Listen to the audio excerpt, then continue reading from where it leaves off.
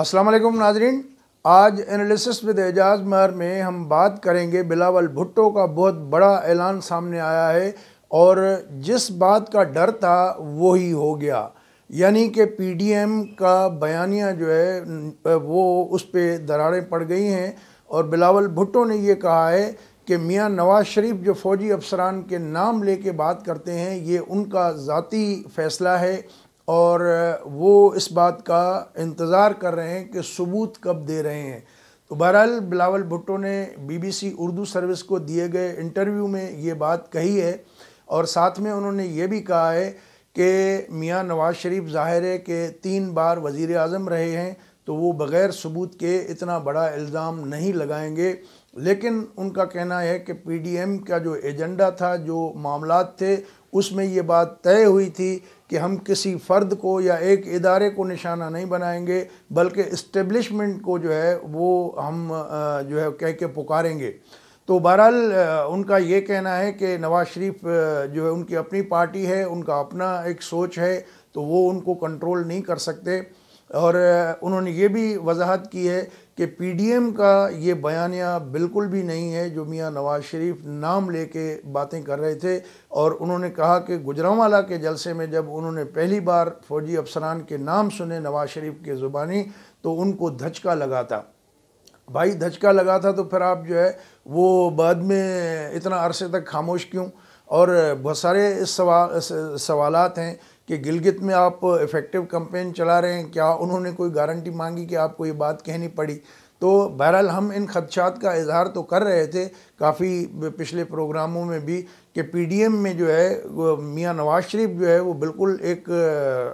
रोज़ रोशन की तरफ मौक़िफ़ रख रहे हैं और आगे हैं, खुल के खेल रहे हैं। जबकि जो पीडीएम के दूसरे लोग हैं, बिलखुसूस पाकिस्तान पीपल्स पार्टी जिसके पॉलिटिकल स्टेक्स भी हैं, इस वक्त सिंध में उनकी हुकूमत है। अब गिलगित में हमने पिछले प्रोग्राम में भी कहा था कि शायद वो हुकूमत बना भी लें तो या उनको कोई इस तरह का आसरा दिया हो, लेकिन बिलावल ने बड़ी इफ़ेक्टिव कैंपेन भी चलाई है, इसमें भी कोई शुबा नहीं है कि तमाम जगहों पे बड़े बड़े जलसे किए हैं, उन्होंने लोगों को मोटिवेट किया है और पीपल्स पार्टी की एक अपनी वहाँ पर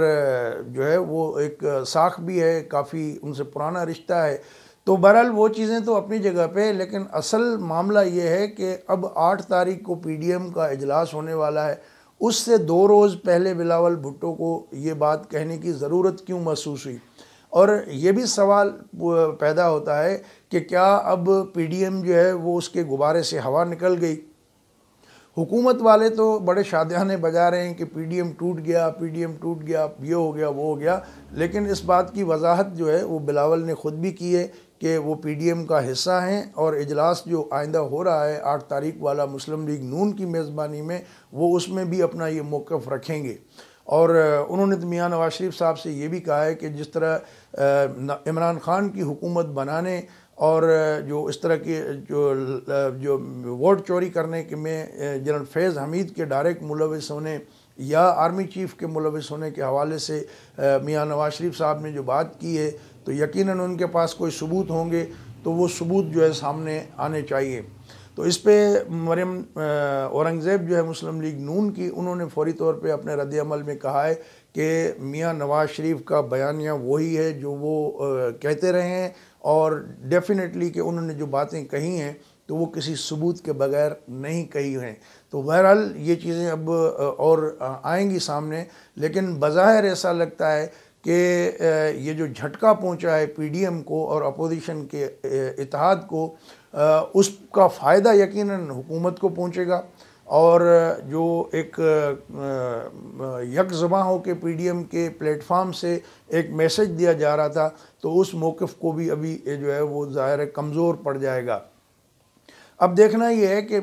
मौलाना फजल रहमान जो पीडीएम के सरबराह हैं वो क्या हिकमत अमली अपनाते हैं, क्योंकि कराची के जलसे में भी जिस तरीके से सूरत हाल हुई थी तो उसके बाद मौलाना फजल रहमान ने पुल का किरदार अदा किया और वो गलतफहमियाँ दूर हुई। लेकिन अब ये जो गलतफहमियाँ इस बयान के बाद पैदा हुई हैं, क्या ये वो मोमेंटम बरकरार रख पाएगा पीडीएम और ये किस हद तक जो है वो ख़त्म हो पाएंगी और क्या ये एतमाद साजी के लिए कुछ और इक़दाम होंगे। तो ये बहुत सारी चीज़ें हैं, लेकिन अभी ये कहना कबल इस वक्त होगा यकीनन कि पीडीएम टूट गया है या पीडीएम जो है वो कमज़ोर ज़रूर हुआ है, लेकिन अब वो क्या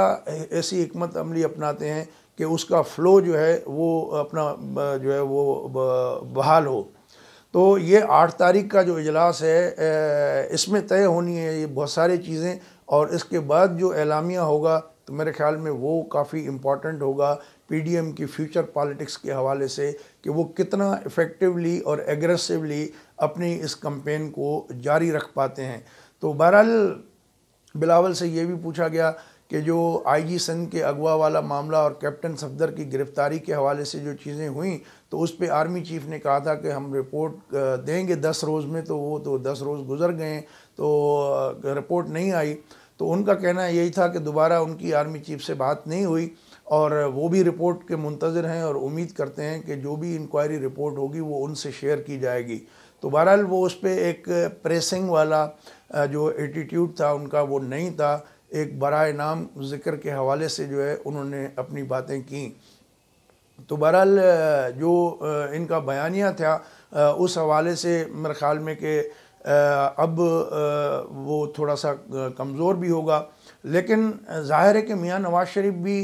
कोई आम आदमी तो है नहीं और बहुत बड़ी अक्सरियत के साथ जो है वो इक़्तिदार में रहे हैं, सारे दाव पेच जानते हैं और जो वो अपना ज़ोर दे के मौक़िफ़ अपना रख के रहे हैं तो वो उन्होंने कोई ऐसे आम रवाजी तौर पे नहीं किया। उनकी भी अपनी कैलकुलेशंस हैं, उनके भी एक बहुत सारे उनको चीज़ें जो है जो उनको मालूम होगी वो शायद किसी को मालूम नहीं है। तब एक 3 बार का साबिक़ वज़ीर आज़म इस तरह नाम लेके जब बातें कर रहे हैं तो उनको भी तो कोई गारंटी होगी डेफिनेटली। तो बहरहाल अब देखना ये है कि बिलावल के इस बयान के बाद मियाँ नवाज़ शरीफ किस आब व ताब के साथ जो है अपने उस बयानिए को आगे बढ़ाते हैं और किस तरीके से जो पीडीएम इस और किस तरीके से जो पीडीएम के दीगर रहनुमा हैं, चूँकि ये तो क्लियर बात है कि महमूद खान अचकज़ई मियाँ नवाज़ शरीफ उनके साथ हैं, अख्तर मेंगल भी तकरीबन जो है वही बातें करते हैं, तो मौलाना फजल रहमान भी थोड़ा सा कमो पेश जो है तकरीबन वही